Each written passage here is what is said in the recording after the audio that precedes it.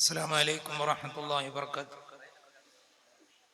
ബിസ്മില്ലാഹ് വസ്സലാത്തു വസ്സലാമു അലാ സയ്യിദി റസൂലില്ലാഹ്.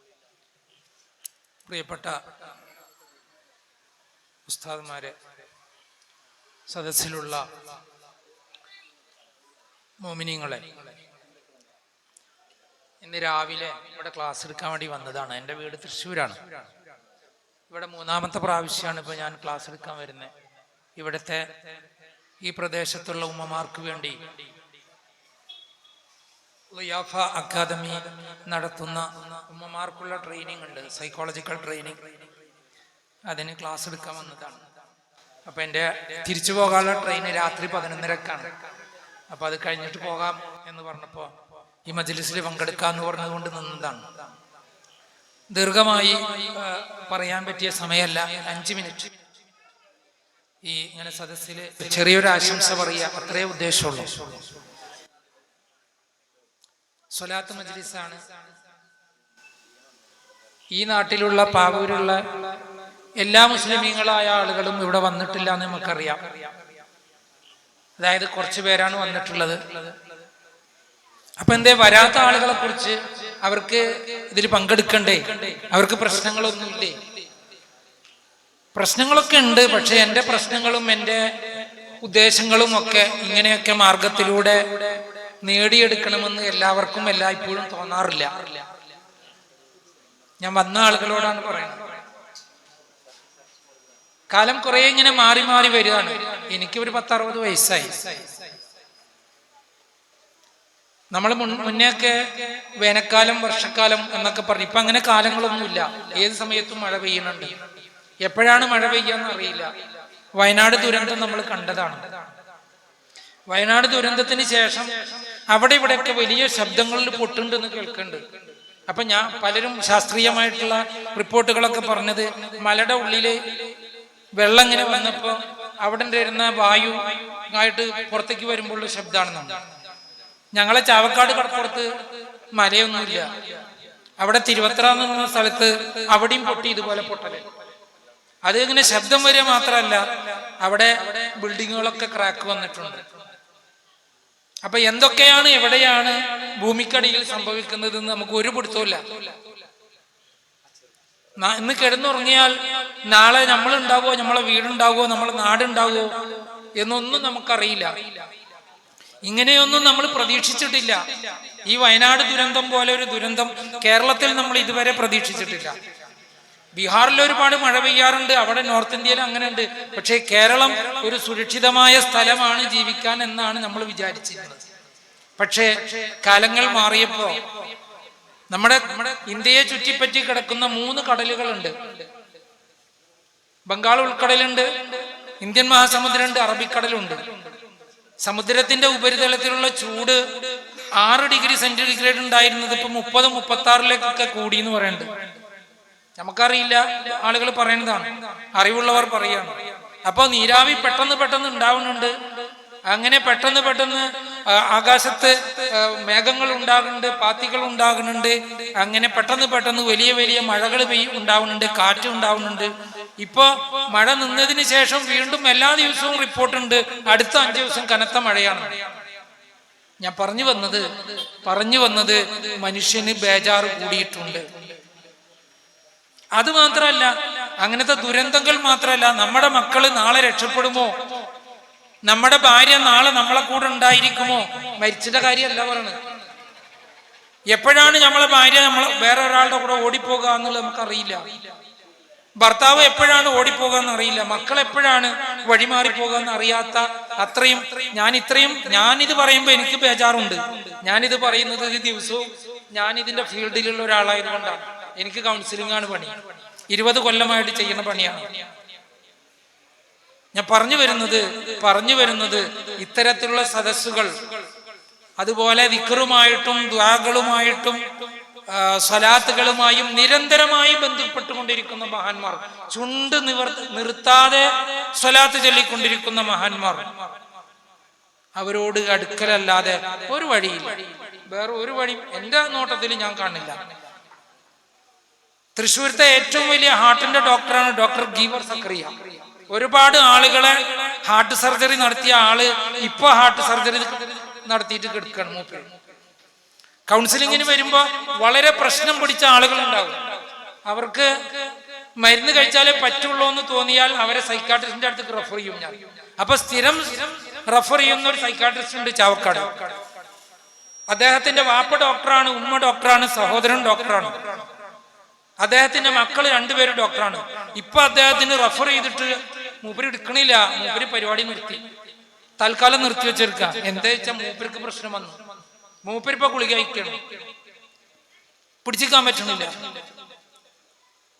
20 കൊല്ലമായിട്ട് കൗൺസിൽ ചെയ്യുന്ന ആളാണ് ഞാൻ പറഞ്ഞു. ഒരു 1.5 മാസം 2 മാസം ഞാൻ കരഞ്ഞു നടന്നു. പ്രശ്നമായി, എനിക്ക് കൗൺസിൽ ചെയ്യാൻ പറ്റുന്നില്ല.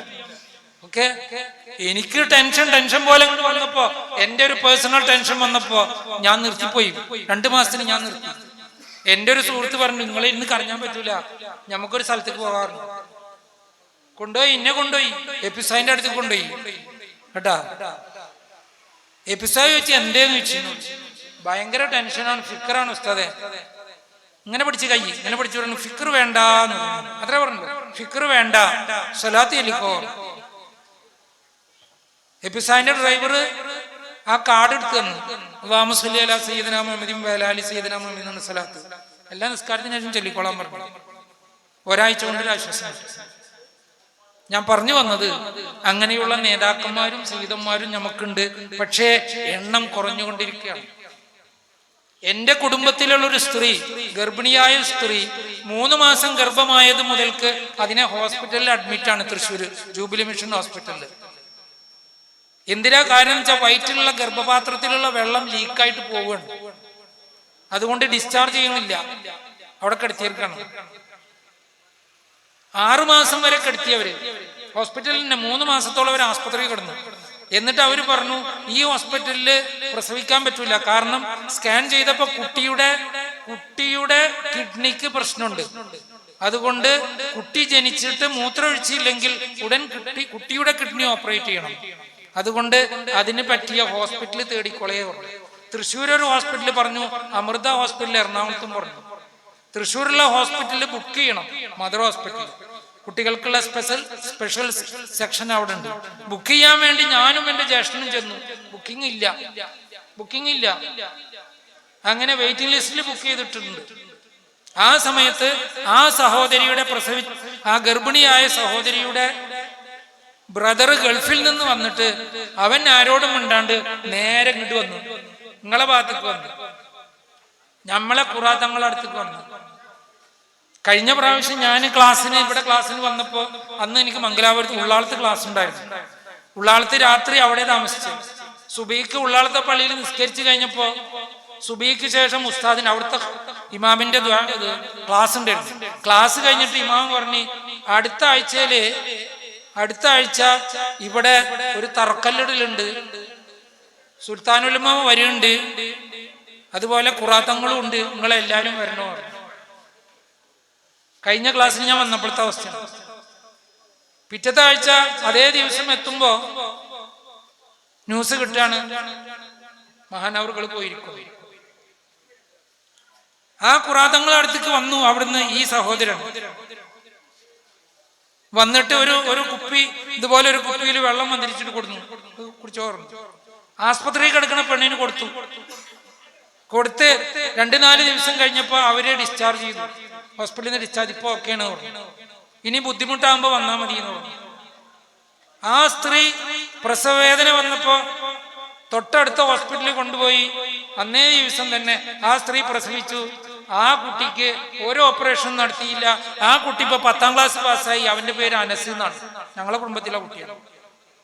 മനസ്സിലായോ? അപ്പൊ ഹോസ്പിറ്റലുകളും ഡോക്ടർമാരും ഒക്കെ കഴിയൊഴിയുന്ന രംഗത്ത്, നമുക്ക് വേറെ ഗതിയില്ലാതെ പരക്കം പായുന്ന രംഗത്ത് ഇതല്ലാണ്ട് വേറെ ഒരു വഴിയില്ല. അതുകൊണ്ട് വരുന്നവരൊക്കെ വന്നോളെ. മാസത്തിലൊരിക്കലേ സ്വലാത്ത് ഉണ്ടാവുള്ളൂ കേട്ടാ. മാസത്തിലൊരിക്കലൊന്നും അല്ല സ്വലാത്തിലുണ്ട്, എല്ലാ ദിവസവും ചൊല്ലിക്കോളെ. ചുണ്ട് നിർത്താണ്ട് ചൊല്ലിക്കോളെ. കൃത്യമായി എണ്ണം പിടിച്ച് ചെല്ലുന്നവർ അങ്ങനെ ചൊല്ലിക്കോളെ. ഏതാ സ്വലാത്ത് നിങ്ങൾക്ക് വേണ്ടെങ്കിൽ അതിന്റെ ആളുകളെ കണ്ടെത്തി അത് കൃത്യമായി നടത്തിക്കോളെ. വേറെ രക്ഷപ്പെടാൻ, ദുനിയാവിലും ആഖിറത്തിലും രക്ഷപ്പെടാൻ ഒരു വഴിയുണ്ടെന്ന് വിചാരിക്കണ്ട. ഒരു ഡോക്ടറും വിശ്വസിക്കാൻ പറ്റൂല, ഒരു അധ്യാപകനെയും വിശ്വസിക്കാൻ പറ്റൂല, ഒരു കുട്ടിയും നന്നാവുമെന്ന് നമ്മൾ ഉറപ്പിക്കണ്ട. കാലഘട്ടം വളരെ പ്രശ്നമാണ്. ഞാൻ നിർത്താണ്. എന്റെ എല്ലാവിധ ആശംസകളും ഈ മജ്‌ലിസിന് സമർപ്പിക്കുകയാണ്. ഒരു കാര്യം കൂടി പറയുന്നു. പ്രത്യേകിച്ച് ഞാൻ ഇവിടുത്തെ സ്ത്രീകൾക്ക് 3 പ്രാവശ്യമായി വന്ന ക്ലാസ്സിൽ ആണുങ്ങളെ ഞാൻ കണ്ടിട്ടില്ല. ആണുങ്ങളോട് എനിക്ക് പ്രത്യേക റിക്വസ്റ്റ് ഉണ്ട്. ഇവിടുത്തെ ആണുങ്ങളോട്, എല്ലായിടത്തും ആണുങ്ങളുണ്ട്. അതായത് നിങ്ങളുടെ ഭാര്യമാരോട്, നിങ്ങളുടെ മക്കളോട് വളരെ അലിവില് പെരുമാറണേ. പ്രത്യേകിച്ച് നിങ്ങൾക്ക് മക്കളുണ്ടെങ്കിൽ നിങ്ങളെ ഭാര്യ മാത്രല്ല ഉമ്മയാണ്. ഉമ്മാട്, അതായത് നിങ്ങളെ കുട്ടികളെ ഉമ്മാട് വല്ലാതെ അലിവില് പെരുമാറണേ. അലിവ് കൊടുക്കാത്ത ഭർത്താക്കന്മാരുണ്ട്. വിശദീകരിച്ച് പറയേണ്ട സാധനമാണ്, ഞാൻ പറയണില്ല, ചുരുക്കേ പറയുള്ളൂ. കാരണം നിങ്ങൾ ഇപ്പൊ അലിവില് ആ സ്ത്രീയോട് പെരുമാറിയില്ലെങ്കിൽ, പ്രത്യേകിച്ച് ഗർഭമുള്ള സമയത്തും മുലയൂട്ടുന്ന 2 കൊല്ലത്തെങ്കിലും നിങ്ങൾ അലിവില് പെരുമാറിയില്ലെങ്കിൽ, നിങ്ങൾ ഇപ്പൊ കാണിക്കുന്ന ക്രൂരതയ്ക്ക് അല്ലെങ്കിൽ അശ്രദ്ധക്ക് ആ കുട്ടിയുടെ ജീവിതം കൊണ്ട് കണക്ക് പറയേണ്ടി വരും. ഞാൻ സൈക്കോളജി MSc എഴുതുന്ന സമയത്ത് സാധാരണ വരുന്ന ഒരു ക്വസ്റ്റ്യൻ ആണ് മെറ്റേണൽ സ്ട്രെസ്, അതായത് ഉമ്മമാരുടെ ടെൻഷൻ. ഞാൻ പ്രത്യേകം പറയുന്നത് അതുകൊണ്ടാണ്.